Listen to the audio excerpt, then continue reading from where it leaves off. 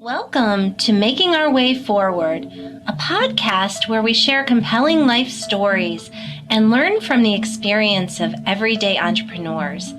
At NACCE, we celebrate diversity and invite you to join the conversation as we talk to entrepreneurs and leaders from all walks of life. We hope that by telling their stories, we bring you inspiration, empower you to take action, and ignite entrepreneurship in your community. Welcome to this episode of Making Our Way Forward. We have a very special guest in the audience who's got a lot of expertise in the area of finance, and he also has a very successful podcast program himself. So we are going to dive into today's conversation, and I'm going to welcome Terrell Turner to the program. So thank you for being with us today. How are you doing today? I am great, and thank you for having me. Sure. Well, share with us a little bit about yourself. Where do you live? Maybe share with us an experience that you had as a professional or as a young person. What kind of guided you onto the path that you're on today? Absolutely. Yeah. So I'm located in the amazing state of North Carolina. Moved around a little bit, but my wife and I decided to make North Carolina our home. And my background is accounting and finance. And, moving through different careers, I started off in public accounting and traveled a lot, then went into corporate accounting and finance and moved around a lot. So it was important for me to find a place like what we wanted to call home. And then once we got here, probably a year after being here, I left my corporate career to focus on building up my own accounting firm. So I provide accounting and fractional CFO services for small and medium-sized businesses. And, when I think back on kind of my journey of just all the twists and the turns, I think back to there was a college professor that I had named Jim Benson, and he was my tax professor. And he was also an entrepreneur himself. And one of the conversations I remember him having with me was, your path moving forward is probably not going to go like you put it down on paper. So the best thing you can do is really make the most of every stage of your process and enjoy the journey and still continue to move forward. And he and I kept in touch, and he provided me a lot of context on things that I didn't know because I was a first generation college student. No one in my family had gone into, accounting or, the corporate career path. So it was all new to me. And he really helped provide a lot of context as I was kind of navigating different decisions and moving forward. Yeah, that's great advice. And I think, for all of us, depending on, our family circumstances, we need people like that to guide us along the way. And I see you doing that work in your public facing life to others. And it's interesting that you chose North Carolina for your home. NACCE also chose North Carolina for our home. We moved in here in January of 2020, right before the pandemic. So we still have an administrative office in Massachusetts, but we chose this region for a lot of different reasons. So, who knows, we may not geographically be that far away from each other. And I think what you mentioned too really highlights the importance of, community colleges and universities in terms of the impact of first generation students. So here on the program, we're avid readers. So one of our favorite authors is Malcolm Gladwell, and you probably read some of his books, but just really the compounding of advantages. And, as a finance guy, you're probably familiar with that. But I think it's interesting when people think about different career paths because, it was, like you said, a professor that got you interested in becoming a CPA and as an entrepreneur. So tell us a little bit about the early stages when you were building your practice. What kind of things did you do to get clients? How did you work to kind of get your name out there into the community? Because certainly people want tax professionals that they can trust. Absolutely. Yeah. I think the first thing, even before I started my firm, and I was still working a corporate job, is I went to LinkedIn and I looked up, as many people I can find that already had their own accounting and finance practice. And I sent them a message and tried to set up whether it was a phone call or a lunch with them to say, hey, can I, love to sit down, talk to you about your experience, because I'm thinking about going in that path. And of course, not everyone responded and said yes. They either didn't have the time or maybe it got lost in their emails. But there was about 8 people who did respond. And so I met with all of them, and I, had one-on-one conversations with them, talked to them. I only asked for about 30 minutes. Some of them ended up giving me like 2 hours. Wow. Where they just really we started talking through the nuts and bolts of, of the, having an accounting business. And one of the big things that I learned in those conversations was, you have to find a way to build and establish trust as quickly as possible. And it makes sense because when you're dealing with someone's finances, that's a very private part of our lives. And it's not something that we're used to just putting out there and just letting everybody into. So you want to make sure you develop trust. And so I started thinking like, okay, how do I get creative about establishing trust, quickly? And so I started really looking at my, as a podcast as, hey, there are people that I've listened to on podcasts that I kind of feel like I know them, even though I've never met them before, because it's like you listen to a couple episodes, like, man, I know a little bit more about them. So I decided to use that as an avenue of really introducing myself to people so that if I ever met someone in person, that meeting wasn't the first and only way they could have learned about me. Like they could now, I was looking at the numbers last night, and it's like I filmed over like 400 interviews, to where it's like people have a long library they can go back, and all of that happened in the last 18 months. So it's like over 400 interviews filmed where people can really get to know me and start to understand like, hey, who Terrell is.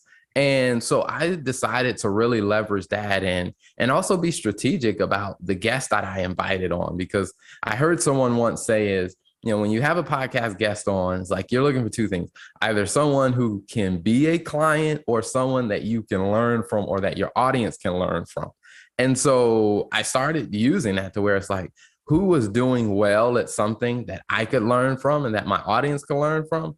And those were the people that I would invite to be on as a guest, as they talked about their journey and we connected. And that led to a lot of referrals of, and I will say it took a little while for that ball to get rolling, because like the first 6 months, things were pretty quiet on the client acquisition front.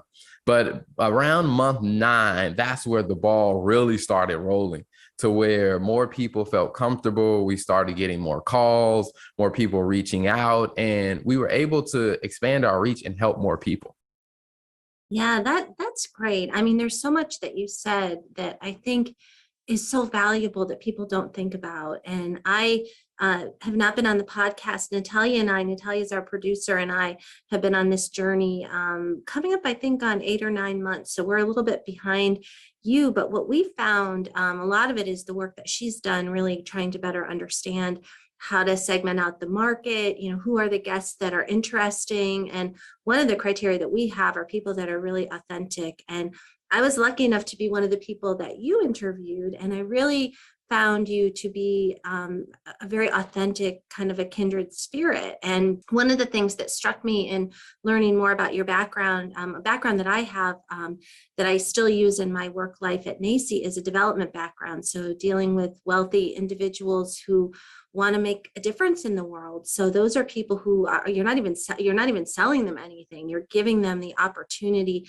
to invest in the lives of others, whether it's through the public good. So if it's something like a public television or radio scenario, or a student scholarship. So trust is just so fundamental, Terrell. And I think conveying passion and enthusiasm. And I see that you have that, and you've got your family involved in your business, which I think is really great, because you have to work at the relationships at all levels, which, is something.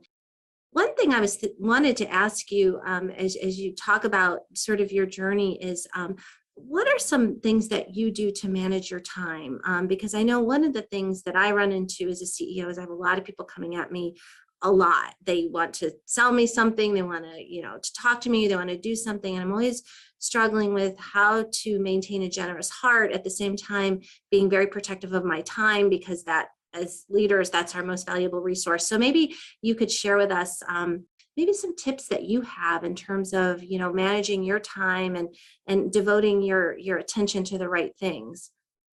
Absolutely. I think one of the big things that I had to learn how to do was just broaden my perspective on like a time frame, because sometimes I was looking like from a day to day, like, oh man, I didn't, I wanted to be a little bit more generous. I wanted to help these people. I wasn't able to help them today, and judging myself on a day to day performance. When I realized, like, you know what, I probably should take a step back and look. Okay, if I look at my time frame over a month, like how much of that time in an entire month do I want to dedicate to, giving back and being involved? And when I started looking at a longer time horizon, I could then more wisely say, hey, I want to give at least, X number of hours towards giving back. And then I could be strategic to say, hey, my month is a little bit slower around, let's say the 17th through the 24th. My month is going to be a little bit slower. So then be more strategic about, hey, that's when I'm really going to spend more time giving back, because things are a little bit slower during that month or during that time of the month. And so as I started really, looking at that, and then also really starting to utilize my calendar a lot more, because at first I was trying to do it all based on what was in my head. I was trying to remember everything. And then there were a couple of things that I was forgetting, like, oh man, I forgot this meeting and stuff. And I was like, you know what, Terrell, just use a calendar, just like really put it on a calendar. And I started finding different applications that would allow that I could send people a link where if they wanted to schedule time, because with some of the universities and some of the early stage entrepreneurs, being able to give my time and allow them to say, hey, here, you can set up a 30-minute, 45-minute conversation. We'll hop on, we'll talk about your business, and I'll give you some context from things that I've seen, free of charge. There's no cost to you. And one of the things that I realized with using some of those scheduler apps, that I could go in and set to say, hey, here are my availability, my time frame that I'm available to do those things. And the app really helped me make sure that I was only taking those types of meetings during those designated time blocks. And I can put a limit to say, hey, I can only do, maybe two of those a day, to where I can set those limits and those parameters. Because I do think probably, like many people, is when you want to give back, sometimes if we don't put boundaries on it, we can spend all of our time giving back. And then we're overwhelmed because we got all this other stuff all the other responsibilities that we need to do. And so it's been an interesting journey of just, like I said, using my calendar and really looking at my entire month and kind of planning out my philanthropy a little bit more strategically, so that I can balance the responsibilities plus my ability to give back.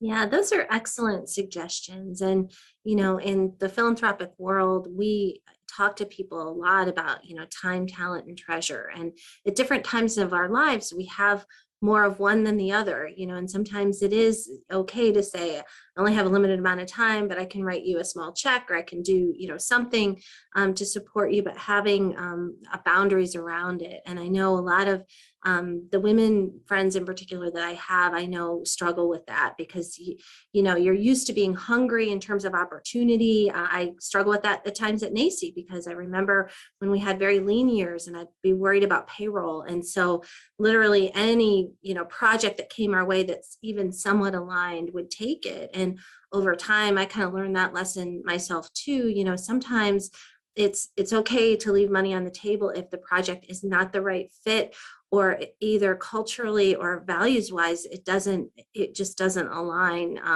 with what you're doing. So I really appreciate you kind of sharing that. And so as you look at where you are right now, what kind of aspirations and dreams do you have? And I'm going to ask that as a two-part question. You have your own program, so I want you to tell people how they can subscribe and tune into that. And then I want you to share with us maybe an aspirational guest. So it has to be somebody who's alive that you would love to have the opportunity to interview. Absolutely. Yeah. I think, the way that people can, find this is, the Business Talk Library is our website where that's where you come there, you'll see all the different shows that we're doing. The Business Talk Library interview show where we're interviewing business owners, business leaders from so many different backgrounds. They're telling their story as well as, sharing 2 lessons that they've learned. And then also we have the food and finance show where we work with a lot of, individuals and restaurant owners or people in consumer packaged goods and the food related industries where we interview, different business owners in that space because that's one of those industries that was really hit hard in 2020. And people really had to learn how to be creative in that industry. So we brought on and we're continuing to bring on guests that can talk about the creativity, the way that they, wrestle with the challenges, things that they're doing. So people who listen to that show can get ideas.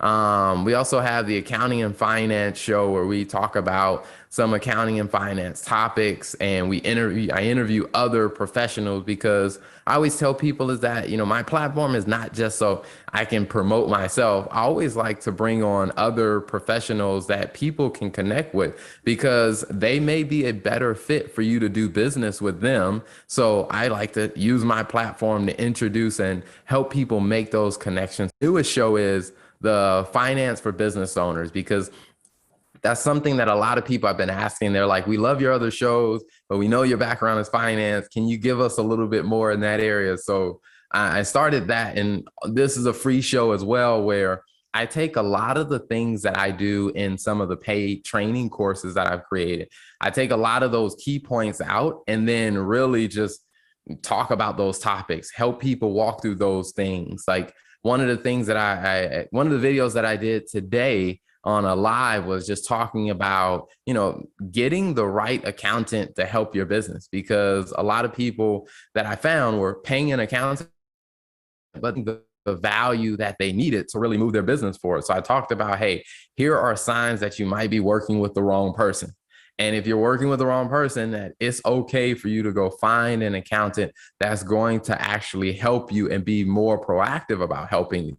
And so that show, all those are on YouTube. You can go to our website to see those. You can follow us on LinkedIn, on Facebook, and then on any podcast platform. If you look for the Business Talk Library, we're going to pop up, and those are great resources for a lot of people. And then for people that are looking for a little bit more specific, like I said, we've created some of the courses where we go in a little bit more detail. And a lot of times I always tell people too is some of the live free videos that we do come from people have sent us a question where I want to give back and I don't necessarily have the time to hop on a call with them. So they send in their question and I'll say, well, I may be up at 11 o'clock at night. So I was like, well, I'll just create a video answering your question and I'll make it available to everybody because I'm sure other people might have that same question. So we do a lot of that as well. And I think to your question about, what's next, I think we still want to continue giving back and really using the conversations that we've been privileged to have and different rooms. Like part of my background, like I served in investor relations. So I worked a lot with Wall Street analysts and really understanding, how they're making decisions and how they think about, analyzing businesses and being able to take what I learned in those rooms and share it with your medium-sized businesses who may not have the privilege of being in those rooms. And so we want to continue doing that with the shows and the platforms. And when I think about who would be a dream guest, I think for me, I would say Tony Robbins would be a great dream guest because although I love accounting, I love finance, I do think the way you see yourself and the way you think about yourself has a major impact on the world around you, like how you show up in the world, how you show up day to day, the way you see yourself and your self-image, and the way that you put in the work to improve and really help develop yourself does impact how you show up in business, how you show up in a career. And I really think that can never be downplayed as the impact of your mindset. And I think Tony Robbins would be an amazing guest. Well, that's the crew here at Making Our Way Forward is a big fan of him as well, Tony Robbins. And I think you're right too, about self-awareness. And I think a lot of us, we learn that throughout our lives, but I know my experience in graduate school, and just in my doctoral program, that was like a lot of what we spent time on is, know thyself, where not everybody's good at everything, like know your weaknesses, and you're never going to be good at everything. So how do you surround yourself, to your point about finding the right accountant? So you and I are going to have a conversation about that at another time, because we, at different stages of an organization's life, when we were at a more nascent stage, 7 years ago, the organization NACCE is 20 years old, but has gone through tremendous growth, the last 5 or 6 years. Your needs change, and you have a different need than when you're just trying to, stash away a little money for a rainy day, versus when you have more assets and you have more people on the payroll. So you have to really think about things differently. So I appreciate all the work that you do, particularly on the open source end, because a lot of the community college students that are served in every state across the nation, many of them come to a community college or reach out and engage with a person like yourself because they're not really looking for a degree. They're looking for information, and maybe they're an expert in their field, but it could be that finance is not their expertise, as I'm guessing a lot of nonprofit folks that have a heart for service may not have a good financial background. So finding people like you, who, are skilled in that area, but also, as you mentioned earlier, are trustworthy and, are principled enough to say sometimes, I'm not the right person for you, but, my colleague over here, or this person that I know over here. I mean, I really think that's a way to lead with integrity. And I thank you for the work that you do. We're excited to, to grow with you. And Natalia, our producer, will tell you this. We have over 400 cities right now that have listeners, and I think close to 30 countries around the world. So we're in it for the long haul, just like you. We keep showing up, and through this work, we get engaged together. And I think we can definitely make our way forward. So I want to thank you so much for joining us today. We're excited with the growing listenership that we have. And thank you for letting people know where they can find you. And then I think as we wrap up, I'd just like to give you a minute or so just for a final thought or a final word. Sometimes our guests will talk about what they're hopeful for or what they're grateful for, just to end our conversation on a positive note. Yeah, one of the things that I am very hopeful and grateful for, I think, in doing, over 400 interviews, meeting amazing people like you, is that sometimes we can be a little overwhelmed with, what's coming up in like major media, and we're constantly inundated and seeing conflict happening. But I'm very encouraged because there are a lot of people who are out really trying to make an impact in not only their business, but just the people around them. They're trying to make an impact in their community. They're really trying to do their best to really help other people move forward. And the more that I interview people, and you really start to find, see the heartbeat of people like yourself, is where you're dedicated to serving and helping other people. And that's something that always keeps me encouraged whenever I see it. And I would say that please keep up the great work that you're doing. I'm a fan of the work you're doing. So please keep up the great work. Indeed, that's very well said. Well, thank you for sharing part of your day with us. And we wish everybody around the world a good day, and make good financial decisions, or get online and find people who can help you do that. Thank you so much. Thank you so much for joining us. We hope that listening to this podcast will help you to explore the many ways we might define entrepreneurship. Join us every other Wednesday for more episodes as we celebrate opportunity, learn from one another, and grow together. Subscribe to this podcast, connect with us on social media, and learn more about today's speakers at nacce.com/podcast. We look forward to making our way forward together with you. Have you heard about our latest book, Impact Ed: How Community College Entrepreneurship Creates Equity and Prosperity? This is our roadmap for building back better in 50 states and globally.